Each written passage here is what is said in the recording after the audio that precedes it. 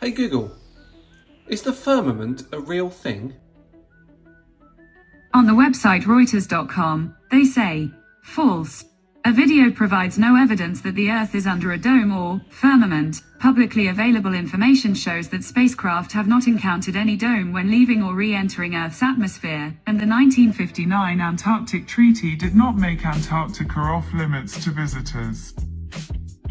So what's the problem? Well, among other things, we are messing with their food chain. And we have got to do something about it. We suggest a ban on all marine harvesting. And we say you cannot freely and privately explore Antarctica without pre-approval and permits, right? Or you will be stopped. That's a lie.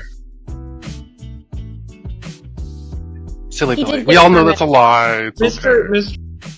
Anything below the 60th south parallel is referred to as the Antarctic Treaty Area. What does that mean?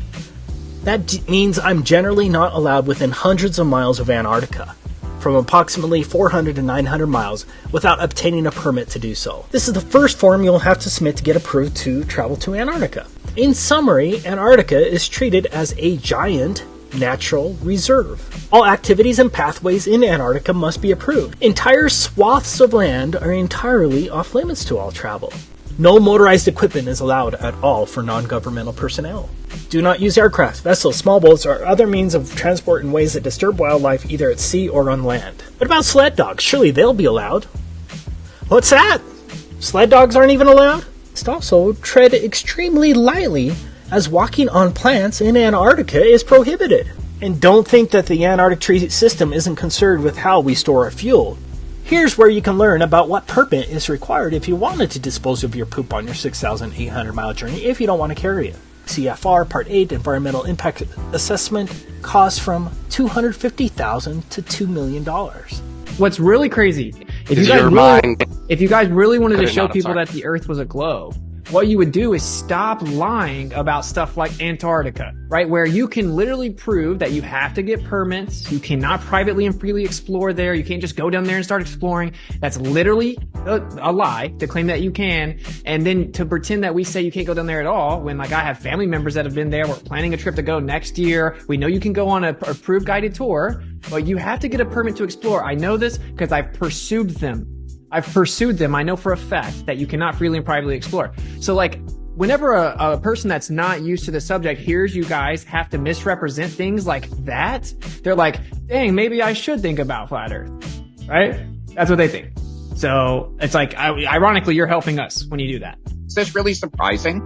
No. You think you can just go walk down into an active volcano? You can go to Yellowstone Park and just walk anywhere, can you? Yeah, they never put restrictions on any dangerous places. You're right. They never put restrictions on dangerous places. You brought up a federal national park, which is hilarious and non sequitur and non-analogous to an entire continent that would specifically show us what the Earth actually is. Also create incredibly efficient routes to southern places. But this is what's super funny. No, I don't find it surprising that there's a permit there. What I find surprising is that the people that defend the globe in 2024 still have to lie about the fact that you cannot go there and freely explore without a permit. That is hella weird and sus, bro. And now it just makes tons of flat earthers because they can go read. You can go to Flat Earth Wiki page about a True Earth Wiki page about Antarctica, and it has every single permit, every single resource, every single downloadable PDF straight from the government's websites that prove that Devin is wrong and that he's blatantly wrong. So I would suggest kindly that you guys probably stop lying about stuff like that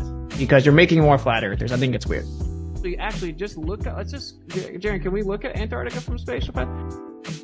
Which one of these is the real picture of Antarctica? Just go to the top. Like, this is not flat earthers typing in cartoon. Mm-hmm. This is when you type in Antarctica from space. That's what I typed in. Here, we should show that, I guess. Right? That is what they show you. This up here. Cool. Just like this. How is that cool? That's pathetic, bro.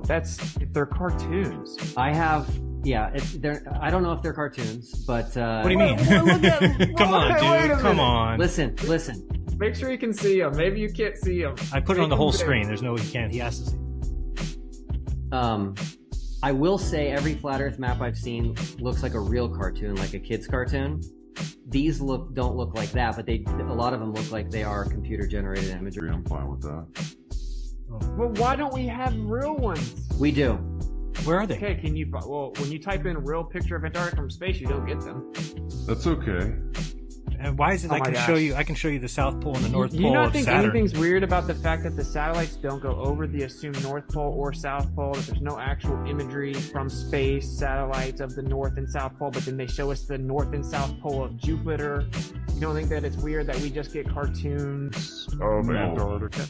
No, when they spend billions of dollars on geostationary satellites, It's to do something. What a recurring theme. That's such a coincidence that things just decide to go way slower in the South. Like, well, why do you accept those sailboat races but not the ones around Antarctica? We do accept them. Do you know what the record? Here, how about this? So the boat that did the Vendée Globe got the record for going around or whatever. Ended up going or whatever. There is no going around Antarctica on your model.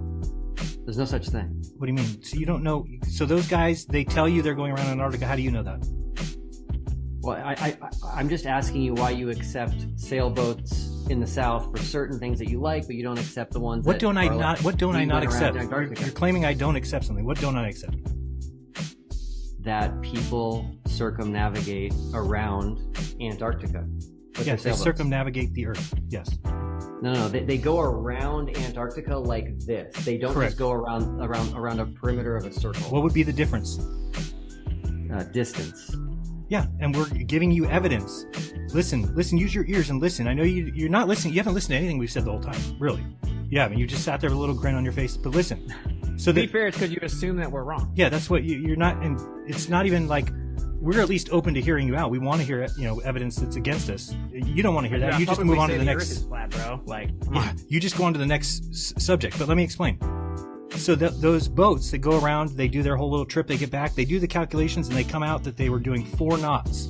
Okay, 4 knots for the world record of going around the southern hemisphere. When the boat, go look up the boat does 35 knots. Guess what? There's a current that goes west to east of 2 knots. So how is it that boats magically slow down to 4 knots? And it'd be like me telling you I broke the world record for driving a car. Be like, really? How fast did you go? Be like 45 miles per hour.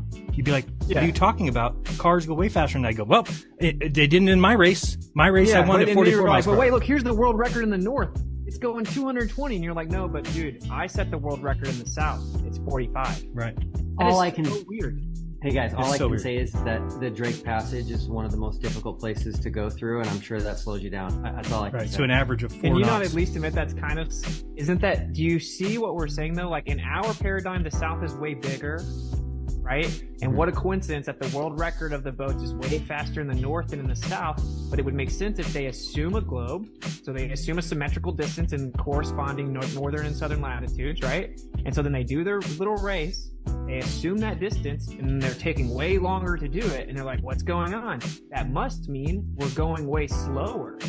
Or they're actually going fast, just like the boats always do, but they're going further than they think they are. And so they assume the shorter distance of the globe, and they get a shorter. And we only believe this speed. because there's an accumulation of evidence, like this, the undersea cables. Why is it that the undersea cables do not cross the Southern Ocean? Look at, like here. Why don't we get oops, where's my mouse showing? Here. So so what could happen is if we took this and bent it, you obviously know how to do that. I saw you with your images. You know how to bend it into a flat Earth map, right? Take like one of these maps and bend it into a flat Earth map. Well, if you did that, you wouldn't break any of the undersea cables. They'd all stay attached. So there's no cables, no cruises. The planes go way too slow. All those things are you just like it. It's okay with you. Just to ask you one thing. Just remember what you do about evolution. The evolution is a very designed, systematic, top-down. Are the people lying that are involved in it? No, I don't think that the teachers are lying, right? They're teaching what they were taught to teach. Well, it's the same thing. And both things call into question the idea of a creator. First of all, I don't even know how you can be a heliocentrist and a Bible believer, because what did God make the rest of the planets and galaxies for? He just waste of time, waste of space. Think about it. The Earth, which is all that matters to God, is 0.0000000000001% of the universe. And I left out 25 zeros. So you believe that. He just made the rest of it for... Why? Yeah, I think, bro, geocentrism may really end up resonating with you.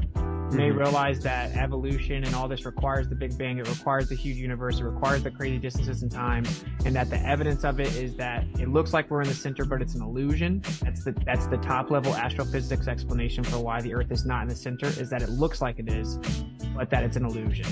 And can't because prove they're it, scared of the creator. I don't think you are, so I just hope that if you are shown that, pray about it or whatever, but if you're shown that the earth is in fact in the center, like just accept it. That's like an incredibly beautiful thing. Our earth is super special and unique. It's not random and meaningless and all this nonsense they teach children. Are you a young earther? Like random. Do you believe the earth is young? That's a lie. Young earth or old earth? But I'm not trying to like preach on you, bro. I'm just saying like geocentrism. What do you preach to your parishioners, that the earth is young or old?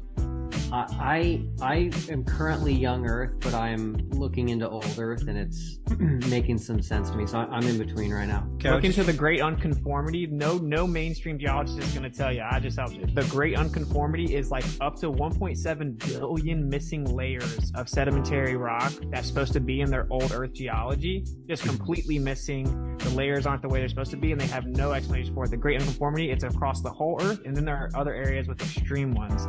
It can't be old, like they said, but it has to be for their other beliefs. So it's like it's kind of like their religion. Like it's like the religion of scientists. The reason I'm such a strong believer is I'm like, dude, how does the scriptures keep standing tall in the face of all of these quote unquote scientists for all these years? I mean, that's insane. They get to go back and rewrite their creation account. Oh, never mind, the Big Bang had an infotime or whatever. But no, the Bible just stands right here. It said what it said. It's not changing it. So anyway, I agree. Not everybody can be a robot polisher. Is the firmament a real thing? The 1959 Antarctic Treaty did not make Antarctica off limits to visitors.